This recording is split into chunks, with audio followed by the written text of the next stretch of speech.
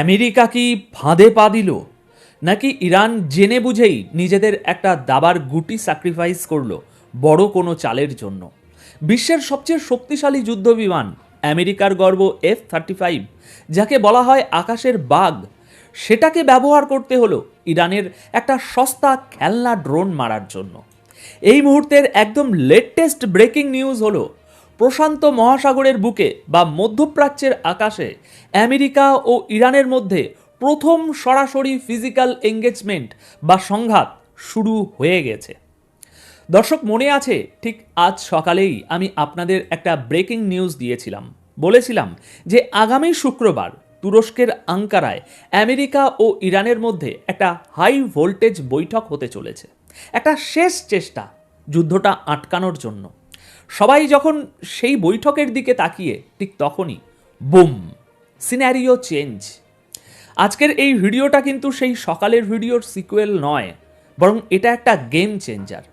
কারণ কূটনৈতিক আলোচনার টেবিল বসার আগেই যুদ্ধের মাঠে গুলি চলে গেছে, তবে বুলেট নয়, মিসাইল। আমি বারবার আপনাদের বলি, জিও পলিটিক্স হলো একটা দাবার বোর্ড, আর ইরান প্রমাণ করে দিল তারা গ্র্যান্ড মাস্টারের মতো খেলছে। কেন বলছি?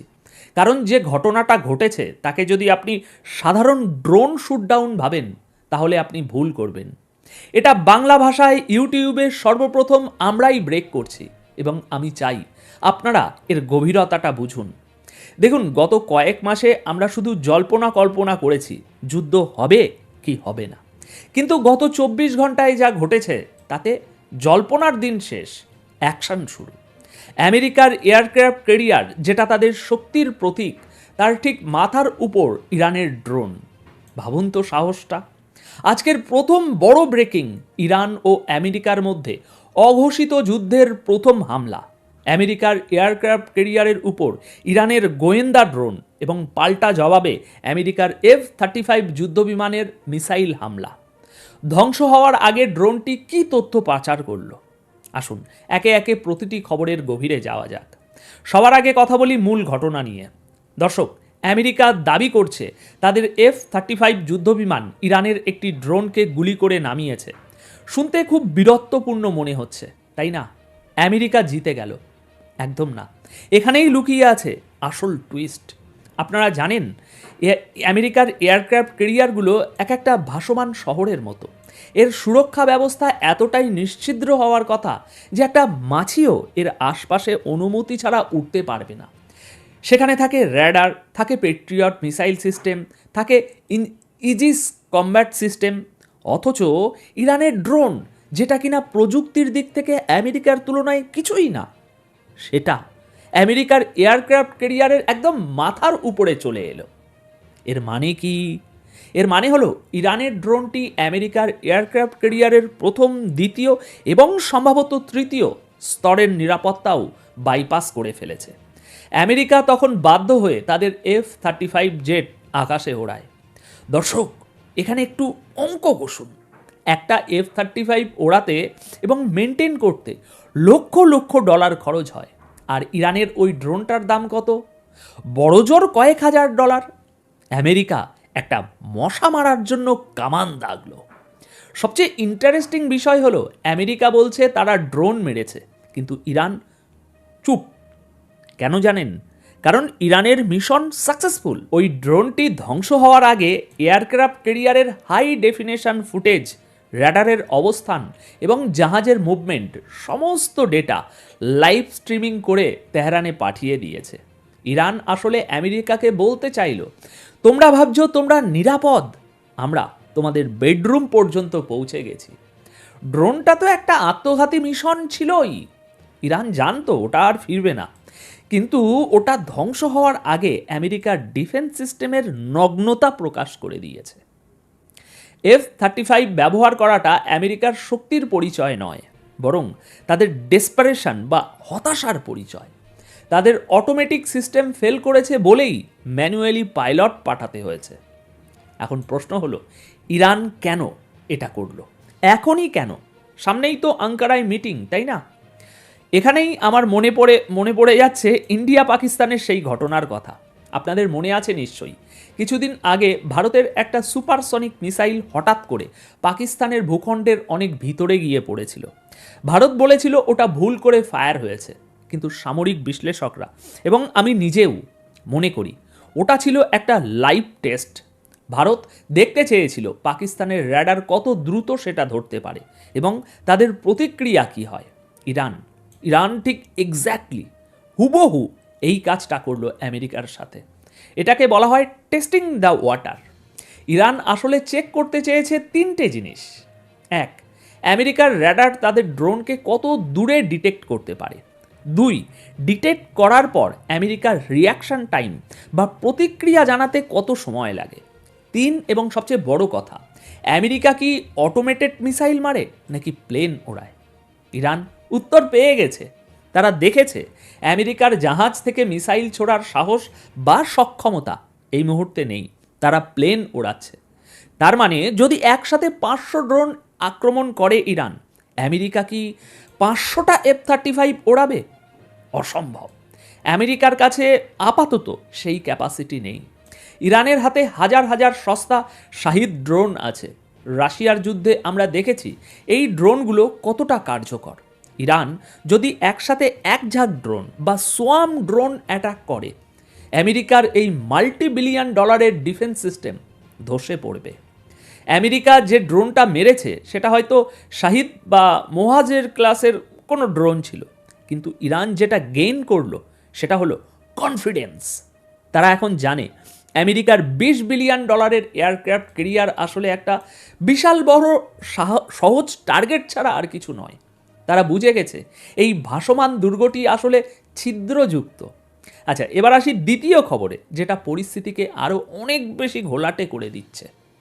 দেখুন, যুদ্ধ শুধু মাঠে হয় না, যুদ্ধ হয় লজিস্টিক্সে। আজ খবর পাওয়া গেছে আমেরিকার টেক্সাসের ফোর্ট ব্লিস থেকে, যেটা তাদের অন্যতম বড় সামরিক ঘাঁটি, সেখান থেকে গত 24 ঘন্টায় প্রায় 40টি ভারী কার্গো বিমান উড়ে গেছে। কোথায় যাচ্ছে এগুলো? গন্তব্য কুয়েত, কাতার, বাহরাইন, সৌদি আরব এবং জর্ডান। এই বিমানগুলো খালি যাচ্ছে না, এরা নিয়ে যাচ্ছে Patriot missile defence system, advance radar, cruise missile এবং প্রচুর গোলা বারুদ। জাপান থেকেও আমেরিকার কার্গো শিফট হচ্ছে মধ্যপ্রাচ্যে।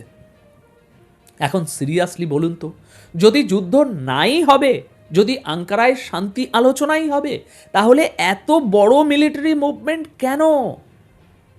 আমেরিকা ভয় পেয়েছে। ইরান যেভাবে তাদের এয়ারক্রাফট ক্যারিয়ার উপর ড্রোন নিয়ে এলো, তাতে পেন্টাগন বুঝে গেছে যে তাদের বর্তমান নিরাপত্তা ব্যবস্থা যথেষ্ট নয়। তাই তারা তড়িঘড়ি করে তাদের মধ্যপ্রাচ্যের ঘাঁটিগুলোকে দুর্ভেদ্য করার চেষ্টা করছে। কিন্তু এখানে একটা মজার ব্যাপার আছে, যেটা হয়তো অনেকেই খেয়াল করছেন না। আমেরিকা তাদের নিজেদের দেশের ডিফেন্স সিস্টেম খুলে এনে মধ্যপ্রাচ্যে বসাচ্ছে। তার মানে তারা কতটা ডেসপারেট। তারা জানে ইরানের কাছে এখন হাইপারসনিক মিসাইল আছে, সেটা দিয়ে ইরান আমেরিকার জাহাজের কি অবস্থা করতে পারে। একটা 70-80 কোটি টাকার মিসাইল দিয়ে আপনি কতক্ষণ 5-10 লাখ টাকার ড্রোন মারবেন? ইরান এই খরচের অনুপাতে আমেরিকাকে তো দেউলিয়া করে দেবে। দর্শক, এই পুরো ঘটনাটা কিন্তু বিচ্ছিন্ন নয়। ইরান যখন আমেরিকাকে খোঁচা দিচ্ছে, তখন বেইজিং আর মস্কো কিন্তু বসে বসে পপকর্ন খাচ্ছে না। ইরানের এই সাহসের পিছনে নিশ্চয়ই বড় কোনো শক্তি আছে। রাশিয়া এবং চীন খুব ভালো করে লক্ষ্য করছে আমেরিকার F-35 পারফরমেন্স। ইরান কার্যত রাশিয়া এবং চীনের হয়ে আমেরিকাকে এখন টেস্ট করছে। আমেরিকার এয়ারক্রাফট ক্যারিয়ার, যার দাম প্রায় $20 বিলিয়ন, যার উপরে থাকে 500 নাবিক এবং সেনা, F-18, F-35 মতো বিমান, সেটা এখন একটা সিটিং ডাক প্রমাণিত। ইরান যদি সত্যি সত্যি হাইপারসনিক মিসাইল মারে, আমেরিকার হাতে সেটা ঠেকানোর প্রযুক্তি খুব সীমিত। আর আমেরিকা সেটা জানে বলেই তারা একটা ড্রোন ধ্বংস করেই চুপ করে আছে।